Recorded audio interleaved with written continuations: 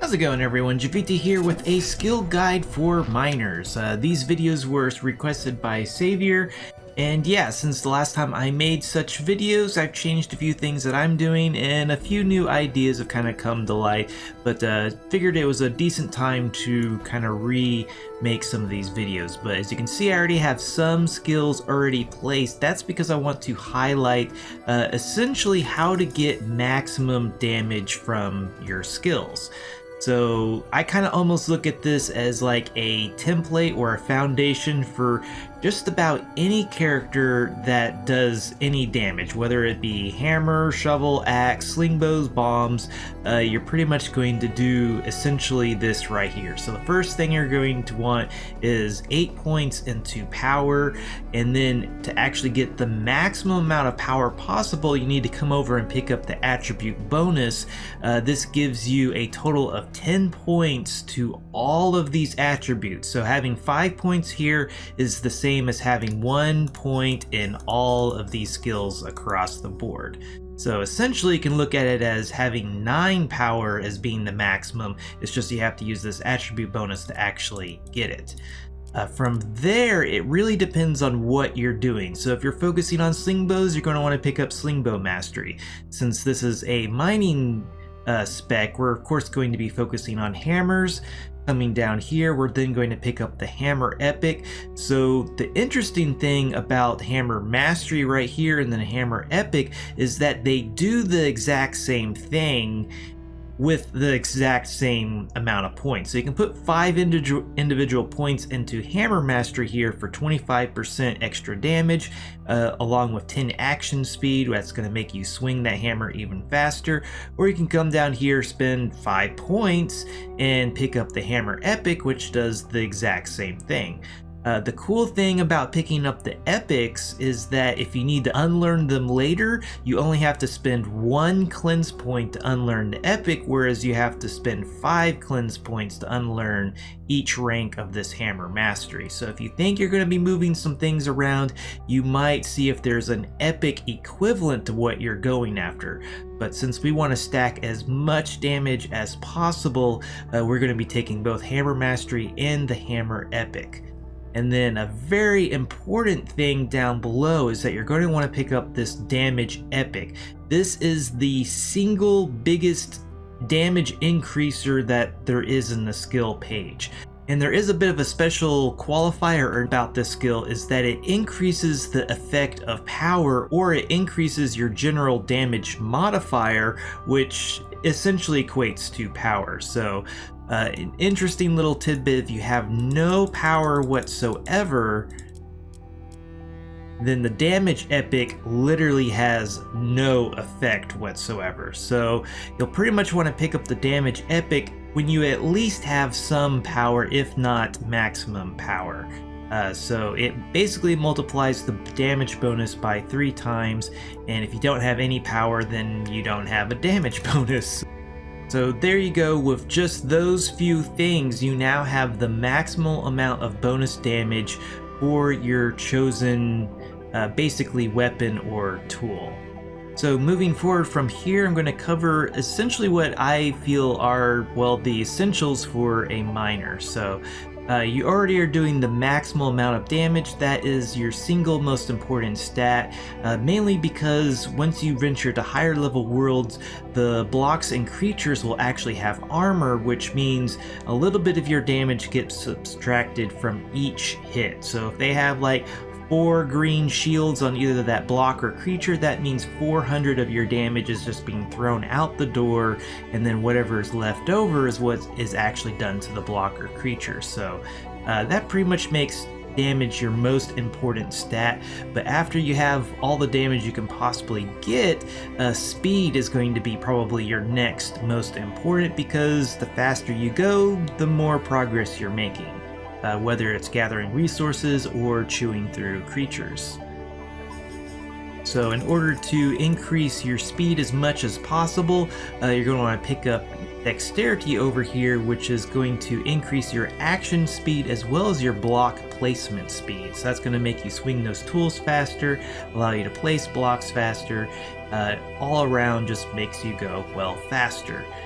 The next thing, if you're concerned with movement speed, you can consider agility, but since we're going to be underground mining, this is kind of a quality of life slash convenience skill, so we'll leave that for now.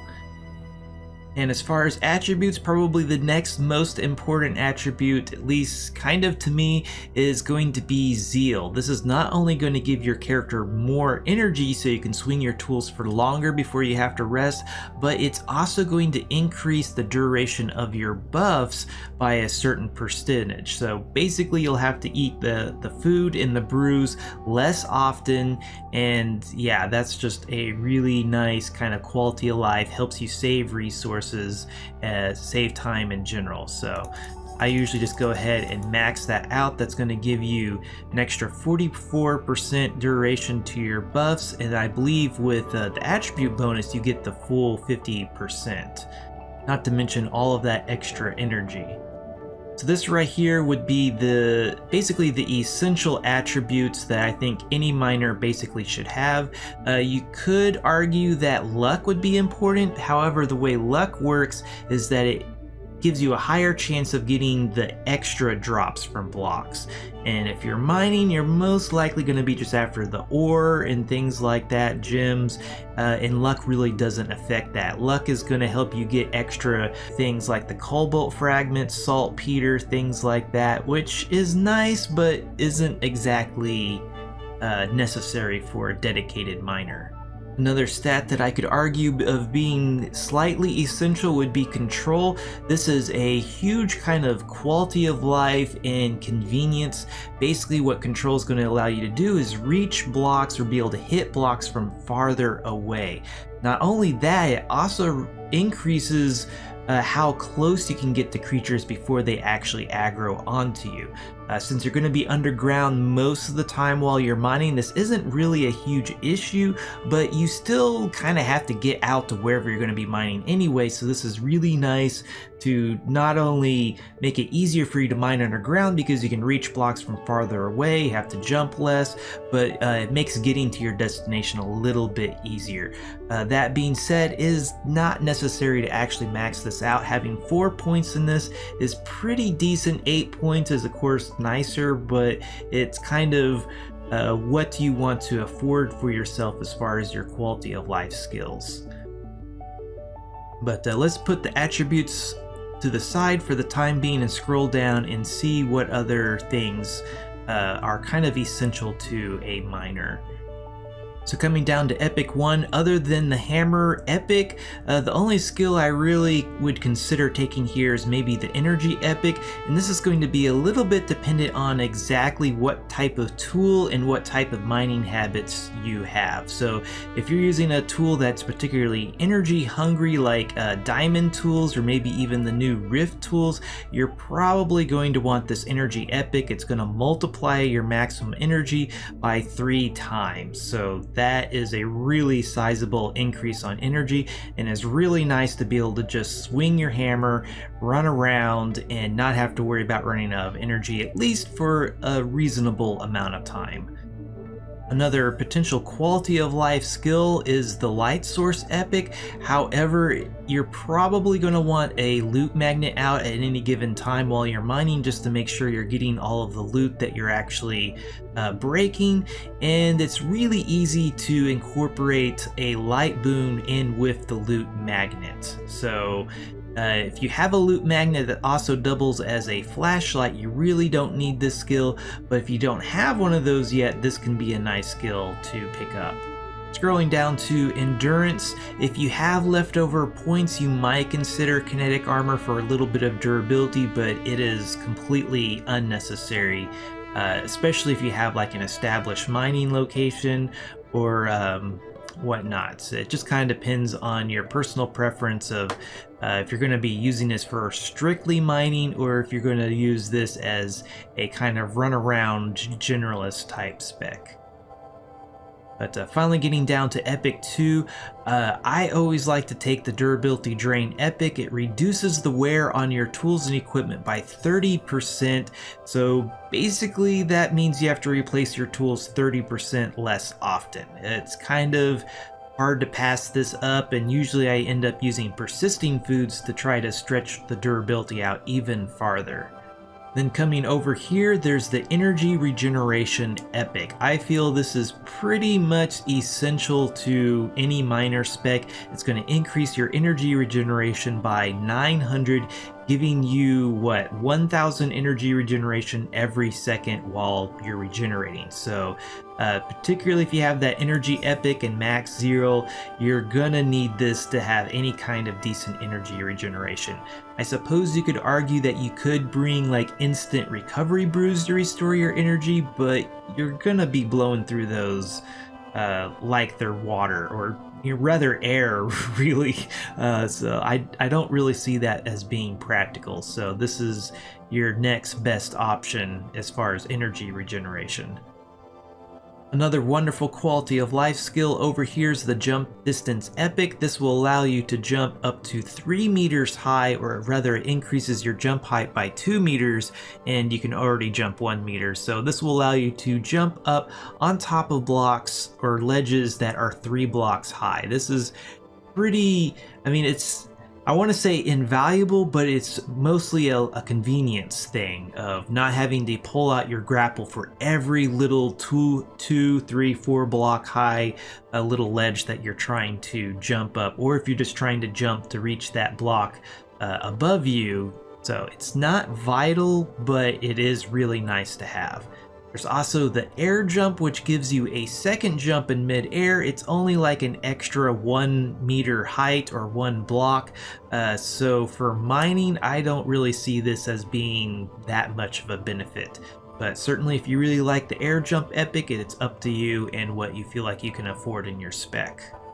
And then finally we have the exploration skills down below. You're going to be mining primarily on the level 6 worlds, then you're going to need 4 points at least in the planets that you're actually interested in going to. If you want to be able to see clearly on the portal networks going to all of the planets, then you'll need 4 points into all of these, but you really only need the 1 or 2 that you're actually interested in.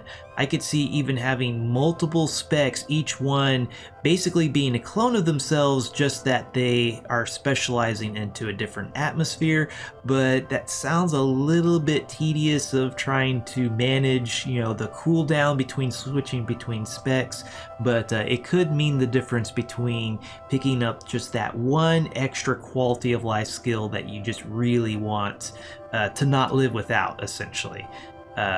Currently, my mining spec, I have 4 points in all of these. If you're going to be mining on the tier 7 worlds or the level 7 worlds, you'll actually need 5 points into whatever protection is required by that world. So one way to kind of work around that is you could just have the 4 in everything, and when you go to that tier 7 planet, you could just steal a point from a protection that you don't need and then put it in the one that you do need. As long as you're leveling up faster than you're actually moving these points around, you shouldn't run out of cleanse points. But certainly if you want to do this every 5 minutes and you're not leveling every 5 minutes, then you might run into an issue there of running out of cleanse points. So I believe that covers all of what I feel are the essentials for a mining spec. I'll go ahead and kind of fill out, like I usually try to get the jump distance if I can manage it. I'm not a huge fan of the defeat penalty, but if you're particularly concerned about dying and your experience gain, it could be an option to pick up.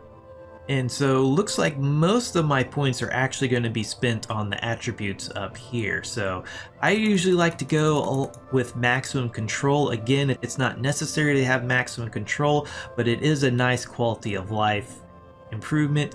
As far as agility and movement speed, I usually put about 4. That seems like a really reasonable movement speed for getting around. You're not too fast, you're not too slow, but certainly if you like having maximum agility, as you can see, we have extra points to kind of play around here. And if you want to get all those extra drops from the blocks that you're breaking, then certainly having max luck is not a bad idea at all. It's going to help you get the extra fragments like cobalt and saltpeter, as well as flint, rock salt, and opals. So not a bad one to have, but certainly not all that necessary if you're only interested in the gems and the ore. And as you can see, we still have 4 skill points left over to spend, so if you wanted to, you could go ahead and max out the agility. I think what I've done on my mining spec is I actually have 4 points into kinetic armor, and that's just so that the odd chance that I do get hit by something, it'll do just a little bit less damage to me. Certainly on like tier 3 worlds, this practically makes you immune to just about everything on the planet, so it is a nice thing to have, but really is not necessary. And you could certainly put 4 points into agility for faster movement speed, or even put it into vitality for a little bit extra hit points. I usually don't like to put extra hit points into really any spec that is not going out and doing primarily combat. And the reason for that is because fall and drowning damage is all based off of a percentage of your health bar. However, energy or health regeneration rather is based off of just a flat amount. So if you have no extra hit points, this is basically what your HP bar looks like, and this regenerates pretty nicely as long as you're well fed. You don't really have to worry about healing yourself, and fall damage isn't particularly painful. If you have a bunch of extra vitality, any kind of fall damage is now doing more damage, but your health regeneration is still the same. So you basically run into a situation where you're forced to use healing brews just to keep your HP at a sustainable level, to where like the next time you take a little bit of fall damage, you're not like killing yourself basically. But certainly running around on those higher level worlds, it can be a little bit nerve-wracking to do so with such a small HP bar. Again, that's where control comes into effect. If you're particularly worried about getting into combat with a low health character, you can pick up the Shadow Effect Epic, which will augment this effect even more.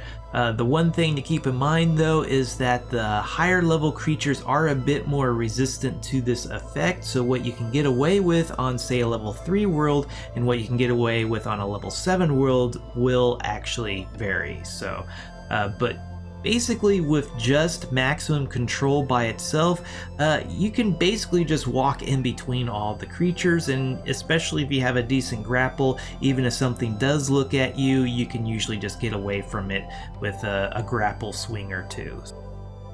And as far as equipment, if you're going to be mining on say tier 6 planets, you're probably going to want an AoE tool, and probably one that's decently forged. So if you're going for like say a one shot or a hammer that will break rock with one hit, then you're basically going to want something that looks vaguely like this. The effect adjacent all, that means it's going to hit the 9 blocks at a time, or the 3x3 square of blocks. If you're looking at a diamond hammer, then you're going to want one that has at least plus damage. This plus 20 is the lowest amount of forging required to actually one-shot all of the blocks. This is of course assuming you have the maximum power, the maximum damage from skills that I showed you at the beginning of the video. My particular taste for tools, I like the plus damage, extra durability, and the AoE effect naturally. But I know some people like to substitute the durability for extra action speed, which is nice. It's just the tool isn't going to last quite as long. As far as supporting gear, I feel a loot magnet is pretty essential. So this is a chisel that's been forged into a loot magnet, and basically what this does is it gives you extra attraction range, so it's going to pull in blocks and resources from farther away and put it into your inventory. This also automatically loots any creature bodies that are in the area as well, so this is a huge quality of life for hunters as well. And to make this loot magnet even more useful, it also has the light radius moon forged onto it. So it has the 12 meters light range. So if you have something like this, you really don't need the light epic or to carry a actual torch or a piece of gleam or any kind of other light source. This is kind of an all-in-one or a dual purpose tool right here. And the really nice thing is that you don't have to swing this to really do anything, so they essentially never break unless you just accidentally use them. As far as food buffs, I usually like persisting pies. This is going to reduce durability loss by another 40%, so your tools are going to last just that much longer. I usually forge all of my own tools, so I want to do it as seldom as I possibly can. I know some people find forged tools, or at least tier 6 hammers, cheap enough that they'll actually eat teaching pies instead of persisting pies. That'll just increase the experience gain from your activity by 100% until you gain 70,000 experience. So if you go the teaching pie route, you will be eating teaching pies more often than, say, you would with the persisting pie. So it just kind of depends on what you're really after, what's important to you, etc., etc. And then for the brew side of things, if you're one-shotting all of the rock, then you're probably going to want to go after that fast brew. This is going to increase your action speed by 100%, as well as give you an extra 2 meters per second as far as movement speed. It is worth knowing that there is a hard cap to action speeds, so if you already have a really fast tool, you won't necessarily need a mega fast brew or the highest level of fast brew. You might be able to get away with a lower level. However, if you're using something like a diamond hammer, you're really not in much of a danger of actually hitting that hard cap.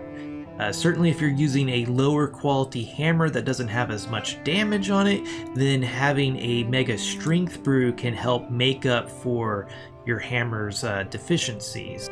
Just keep in mind that these brews last 1/3 of the duration of the persisting pie, so if you're using a persisting pie, you're going to be using upwards of 3 brews per pie. If you're using the teaching pie, then you're probably going to be using a lot more teaching pies than you are brews, depending on how fast you're going, since they only last a set amount of experience. Okay, well I think that covers the mining spec pretty well, or at least my take on the mining spec, but this was Jiivita. Thanks for watching. If you liked this video, be sure to hit that like button, subscribe if you want to see more like this, and if there's anything you didn't like, please let me know down below. Also, if you like my channel and want to get cool perks, check out my Patreon page. Until next time, peace.